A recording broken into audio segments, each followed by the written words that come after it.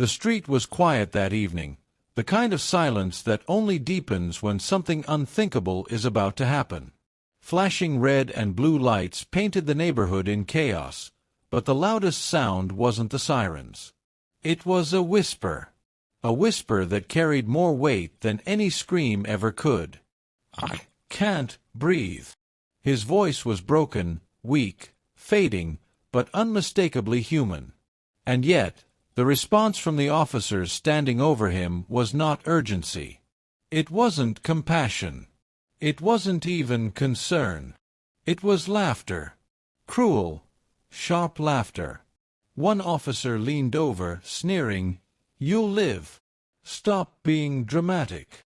Another chuckled as if the life beneath his knee was nothing more than a joke. But what they didn't know, what they couldn't imagine, was that those words, those final gasps for air, would ignite a storm that would burn through the walls of their lives and tear apart everything they tried to hide. Viewers, what you're about to hear is not just a story of brutality. It's a story of truth buried in silence, of a family broken yet unyielding, of justice clawing its way out of the darkness. And before we dive in, I need you to do something for me. If you believe stories like this must be told, if you believe voices like his should never be silenced, make sure you like this video, subscribe to the channel, and turn on the notification bell, because together we will keep these stories alive. This is not an easy story. It's not one you'll forget, because it all began with a whisper, and the laughter that followed. Before that night of flashing lights and cruel laughter, he was not a case file. He was not a headline. He was not another statistic to be added to the growing list of forgotten names. He was Marcus Hill, a 27-year-old man with a laugh that could light up a room and a heart that carried more weight than his young shoulders should have ever been asked to bear. Marcus grew up in a neighborhood that society often labeled troubled, but to him it was home. Cracked sidewalks where he learned to ride his first bike, street corners where he and his friends debated basketball legends, and the worn-down church where his grandmother dragged him every Sunday. This was the world that shaped him. From an early age, Marcus dreamed big. He wanted to be a mechanic, to open his own auto shop one day. He was the kind of kid who took apart radios just to see how they worked, who fixed neighbors' lawnmowers for $5, who once rebuilt an old bicycle just to give it to a boy down the street who didn't have one. Life, however, had never been simple for Marcus. His father had walked out when he was just 9, leaving his mother, Denise, to raise 3 children alone. She worked 2 jobs, sometimes 3, just to keep the lights on. And Marcus, he stepped up in ways most teenagers never had to. He was both brother and father figure to his younger siblings, Jamal and Keisha. Still, Marcus carried hope. He believed his hard work would pay off. He believed that no matter how rough things got, there was always a way forward. He was not perfect. No man is. He had small run-ins with the law, minor things, like driving without proper insurance, unpaid parking tickets, moments that painted him in a light society too quickly judged. But Marcus never let those setbacks define him. His closest friends knew him as Big Hill, not because of his size, but because of the size of his heart. He'd give away his last $20 if he thought it could help someone else. He often told his mother, "One day, I'm gonna buy you a house where you'll never have to worry about bills again." On the night his life collided with those officers, Marcus was just leaving a friend's apartment after helping fix a broken car stereo. It should have been a night like any other. Laughter, music, grease-stained hands, and a walk back home under the city lights. But fate had other plans. And as Marcus made his way down that street, the very system sworn to protect him was already waiting in the shadows. To understand what happened that night, you have to look at the men wearing the badges. The officers weren't rookies. They weren't fresh from the academy, still clinging to ideals of service and protection. No, these were men who had spent years on the force, long enough to grow comfortable, long enough to believe they were untouchable. Officer Bradley Kane, the one who pressed his knee into Marcus's back, had a reputation. In the station, they called him Bulldog, not because of courage, but because of the way he latched onto people during arrests, often with unnecessary force. Complaints had been filed against him before: excessive aggression, verbal harassment, even one incident where a suspect claimed Kane mocked him while tightening handcuffs until his wrists bled. But each complaint disappeared into the system, brushed aside as unsubstantiated. Then there was Officer Mark Dalton, the one with the smirk that night. He was the kind who believed policing wasn't about justice, it was about dominance. To him, every suspect was guilty until proven otherwise. His badge was a weapon of authority, and he wielded it with arrogance. Together, Kane and Dalton made a dangerous pair. The truth was, they didn't see Marcus Hill as a man that night. They didn't see the mechanic who helped neighbors for free, the son who carried his family, or the dreamer who still believed in a better tomorrow. They saw a target. They saw another young black man walking home late at night, and in their eyes, that was reason enough. As the patrol car rolled slowly behind Marcus, Kane muttered, "Bet he's up to something." "They always are." Dalton chuckled, resting his arm on the window frame. "Let's have a little fun tonight." Fun. That was the word they used. For them, it wasn't about law enforcement. It wasn't about duty. It was about entertainment, about flexing their power at the expense of someone else's dignity. The mocking, the arrogance, the casual cruelty, it didn't begin when Marcus whispered, "I can't breathe." It began long before that. It began the moment those officers decided that their laughter mattered more than a man's life. And as they stepped out of their car that night, badges gleaming under the streetlights, Marcus Hill had no way of knowing he was walking straight into their twisted game. The night air was heavy, damp with the kind of silence that made every sound carry. Marcus adjusted the strap of his backpack, humming a tune under his breath as he walked toward home.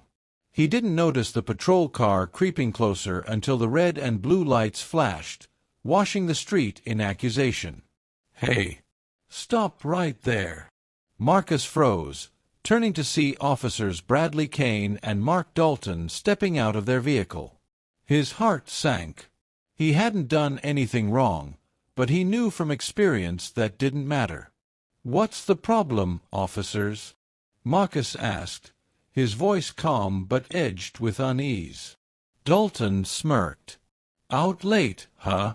What are you carrying?" "Just my tools," Marcus replied, lifting his backpack slightly. "I was fixing a stereo for a friend." But Kane didn't wait for explanations. He closed the distance in a few strides, yanking the bag from Marcus's shoulder and tossing it to the ground. Wrenches and screwdrivers clattered across the pavement. "Looks suspicious to me," Kane muttered. Marcus raised his hands, palms open. "Come on, man, it's just tools. I'm just trying to get home."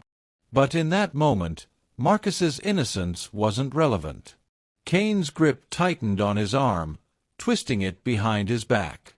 Dalton stepped in, laughing under his breath. "Why so nervous?" Dalton mocked. "Got something to hide." I didn't do anything," Marcus protested, wincing as the cuffs bit into his wrists. The officers shoved him against the hood of their car. His chest pressed against cold metal, his breath coming faster now. A small crowd began to form, neighbors peeking from porches, a few people pulling out phones. "Stop resisting," Kane barked, though Marcus's body was pinned, his movements nothing more than reflex against the pain. Then came the moment that would echo forever. Kane forced Marcus to the ground, driving his knee into Marcus's back. His weight was crushing, unforgiving. Marcus gasped. His face pressed against the pavement, voice muffled and weak. "I can't breathe." The words slipped out like a prayer, fragile and desperate. But instead of easing, Kane leaned harder. Dalton chuckled, standing over Marcus with his hands on his hips. "You'll live," Dalton sneered. "Quit being dramatic." The laughter that followed was sharp, cruel, inhuman. Marcus's cries grew fainter. His body twitched against the pressure, his chest fighting for air that would not come. He whispered again, weaker this time. "Please. I can't breathe." The officers didn't move, didn't help, didn't care. They only laughed. And in that laughter, Marcus's voice was swallowed, his life slipping away on a dark street under flashing lights, while the very people sworn to protect him chose mockery over mercy. The street fell quiet after Marcus's body went still. The flashing lights continued their cold rhythm, painting the pavement in red and blue, but his whisper was gone. His struggle had ended. For a few seconds, there was nothing, no laughter, no movement. Just silence. Then Kane shifted, rising from Marcus's back as if the man beneath him were nothing more than a chore checked off his list. Dalton nudged Marcus's shoulder with his boot, testing for a response. There was none. "He's fine," Kane muttered. "Just putting on a show." But Marcus wasn't fine. His chest no longer rose and fell. His lips, once gasping for breath, were still. A neighbor shouted from a porch, "He's not moving! Check him!" Others joined in, their voices cracking with urgency. Phones were lifted higher now, cameras recording, capturing every second. Instead of rushing to help, the officers exchanged glances. They knew what the footage might show. They knew the world could turn on them in an instant. So they did what the system had taught them. They controlled the narrative. Kane grabbed the radio, his voice steady, rehearsed. "Dispatch, we've got a suspect resisting arrest. Possible medical emergency. Requesting paramedics." Resisting arrest. Those were the words he chose, as if Marcus's dying gasps were acts of defiance.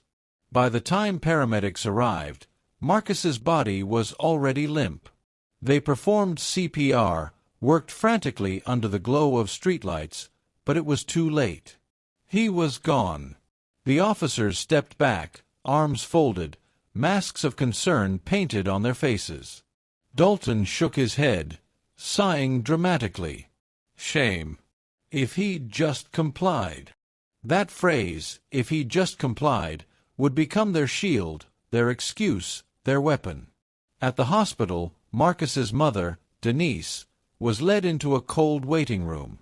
A doctor with tired eyes delivered the news no parent should ever hear: "We're sorry. We couldn't save him." Denise collapsed into the chair, her hands shaking, her voice breaking into sobs. Jamal and Keisha, Marcus's younger siblings, clung to her, their own cries echoing against sterile white walls. The family wanted answers. They wanted to know how a healthy 27-year-old could suddenly die during a routine stop. But all they were given were half-truths and paperwork. The official report claimed Marcus was uncooperative. It claimed reasonable force was used. It claimed he suffered a medical complication unrelated to the arrest. No mention of the knee on his back. No mention of the laughter. No mention of the whisper that should have stopped everything: "I can't breathe." But outside that waiting room, the story was already spreading. The witnesses who filmed the encounter were uploading videos. Social media was catching fire. The truth was clawing its way into the light, and the officers' laughter would not stay hidden for long. The night Marcus died, Denise Hill sat at her kitchen table long after everyone else had fallen asleep. Her hands gripped a crumpled photo of her son, grease-stained shirt, smile wide, standing proudly beside the first car he'd ever repaired. That smile haunted her now. She whispered into the silence, They don't get to erase you, Marcus. Not my boy. The next morning, the world began to stir. Videos from the street had spread across social media overnight. Grainy, shaky footage captured Marcus pinned to the ground, his muffled cries audible, "I can't breathe." The chilling sound of laughter from the officers followed, undeniable and unforgettable. Within hours, the footage sparked outrage. Hashtags trended. News outlets picked up the story. But for Denise, it wasn't about headlines. It was about truth. She stood on her porch, reporters' microphones shoved toward her face, neighbors gathering around in solidarity. Her voice trembled but did not break. "They laughed while my son begged for air," she said. "They thought his life was a joke. But Marcus will not be forgotten. We will not be silent." Her words lit a fire. Protests began outside the precinct. Dozens turned into hundreds, candles flickering in the night, posters held high with Marcus's face painted bold, "Justice for Marcus Hill." Strangers who had never met him marched through the streets chanting his name. For Jamal and Keisha, the fight was deeply personal. Jamal, only 19, took the megaphone at a rally and shouted through tears, "That was my brother. He wasn't a thug. He wasn't a criminal. He was a man with dreams, and they killed him for walking home." Keisha, just 16, painted murals of Marcus across abandoned buildings, his face larger than life, his whisper written in bold letters, "I can't breathe." But with every step the family took toward justice, the system pushed back. The police department released a polished statement calling the incident tragic, but maintaining that proper protocol was followed. They labeled the protests as unrest. They painted Marcus as non-compliant. Denise refused to bend. She attended every city council meeting, sat in front rows at press conferences, and demanded the officers' names be made public. "They laughed while my son died," she repeated again and again, her voice a weapon sharper than any blade. "You will not bury this in paperwork." Community leaders, pastors, and activists joined the fight. What began as one mother's cry became a chorus that shook the city. And behind closed doors, the officers grew nervous. They had counted on silence. They had counted on their version of events being the only one that mattered. But the truth had a way of clawing out from the shadows.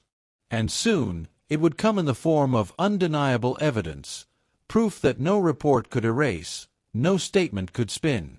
The world was about to hear the laughter for themselves. 2 weeks after Marcus's death, the fight for justice reached a boiling point. Protests grew louder, national news anchors repeated his name, and hashtags turned into movements. But still, officials clung to their narrative, resisting arrest, tragic accident, no misconduct found. Then, late one evening, the story shattered wide open. A local journalist received an anonymous email. Attached was a file, a video, clearer than the shaky clips already circulating. This one was different. It was recorded by a witness standing just feet away, their phone angled perfectly toward the officers. When the footage was released online, the world stopped to listen. The video showed Marcus pinned, his face pressed against the asphalt. His voice cracked through the night. "I can't breathe." The plea was heartbreaking, desperate. And then came the sound that froze viewers in horror. Laughter. Officer Dalton's voice rang out clearly. "Quit being dramatic. You'll live." The cruel chuckle that followed was undeniable. Kane's smirk could be seen as he shifted his weight, pressing harder. Marcus whispered again, weaker now, "Please." And the laughter echoed once more. There was no mistaking it, no twisting it. No report could bury it. The world had heard the truth. Within hours, the video went viral. Millions shared it across every platform. Celebrities, athletes, politicians, voices from all corners of society demanded justice. They laughed while he begged for air, became a rallying cry. Outside the police precinct, protesters held up speakers blasting the audio on repeat. The chilling laughter carried through the night, forcing the city and the officers inside to hear what they had tried so hard to deny. Denise Hill watched the video from her living room, tears streaking her face. She clutched Marcus's photo against her chest, whispering, "The world sees you now, baby. They can't ignore you anymore." But the release of the video didn't just spark outrage, it forced action. The district attorney announced an independent investigation. The officers were placed on administrative leave, their faces now plastered across every news channel in America. Kane and Dalton had once laughed, believing the night's cruelty would fade into silence. Instead, their laughter became evidence. Their mockery became proof.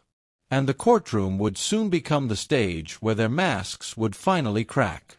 The courthouse steps were flooded with people the morning the trial began. Reporters filled the sidewalks, cameras flashing as protesters held signs high, "Justice for Marcus Hill." Inside, the air was heavy, every seat filled, every gaze fixed on the men who once laughed at a dying man's whisper. Officers Bradley Kane and Mark Dalton sat at the defense table, suits stiff, faces carved in stone. They avoided the eyes of Marcus's family, who sat just feet away in the front row. Denise gripped Jamal's hand tightly, her other arm wrapped protectively around Keisha. The prosecution wasted no time. Their opening statement was clear and cutting. On the night of Marcus Hill's death, these officers mocked him. They laughed as he begged for breath. They did not protect and serve, they humiliated and killed. And today, you will hear it for yourself. The defense countered with a familiar refrain. Marcus was resisting arrest. The officers followed protocol. His death was a medical event, not their doing. Kane sat upright, nodding as his lawyer spoke, as if the words themselves could erase the footage burned into the public's memory. But when the evidence played, silence consumed the courtroom. The video filled the screen, Marcus on the ground, whispering, "I can't breathe." The sound of Dalton's mocking voice followed, clear as day. Laughter echoed through the speakers, sharp and cruel. Jurors shifted uncomfortably. One woman covered her mouth. Another shook his head slowly. The defense tried to spin it. They were under stress, the attorney argued. The laughter was nervous, not malicious. But the prosecution was relentless. "Listen again," they urged. And the jury did, over and over, until the excuse crumbled under the weight of the truth. Witnesses took the stand. Neighbors described what they saw. Marcus pinned, motionless, pleading. A teenager who filmed the video testified through tears. He wasn't resisting. He was dying. And they laughed. Then came the medical examiner. Calm, precise, unflinching, she stated. The cause of death was asphyxiation due to sustained pressure. Had the officers responded to his pleas, he would likely be alive today. The defense faltered. Kane grew visibly tense, his jaw clenched. Dalton avoided eye contact with anyone in the room. Their arrogance, once so loud, now sat buried beneath silence. When Denise was called to the stand, the courtroom held its breath. She spoke softly, but every word cut deep. "My son was a man with dreams. He wanted to open a shop. He wanted to buy me a home. And you took him from me. You laughed while he begged for life. I hear that laughter every night in my sleep. And I pray you hear it too, for the rest of your lives." Her words hung in the air like a sentence before the verdict was even read. By the time closing arguments ended, the courtroom knew this was no accident. This was cruelty. This was a crime. And soon, The jury would decide whether laughter would finally meet justice. The jury deliberated for just 2 days. When they returned, the air in the courtroom felt electric, heavy with anticipation. Every eye turned toward the foreperson as the judge asked the question that would echo across the nation. On the charge of manslaughter in the death of Marcus Hill, how do you find the defendants? The foreperson's voice was steady. Guilty. Murmurs rippled through the courtroom. Denise gasped, her hand flying to her mouth as tears poured down her cheeks. Jamal wrapped an arm around her while Keisha wept quietly into her sleeve. The judge continued. On the charge of misconduct and abuse of authority, how do you find the defendants? Guilty. Kane's jaw tightened, his face drained of color. Dalton leaned back in his chair, eyes hollow, the smirk that once mocked Marcus nowhere to be found. The sentence was swift: 20 years in prison for Officer Bradley Kane. 15 years for Officer Mark Dalton. Their badges were stripped.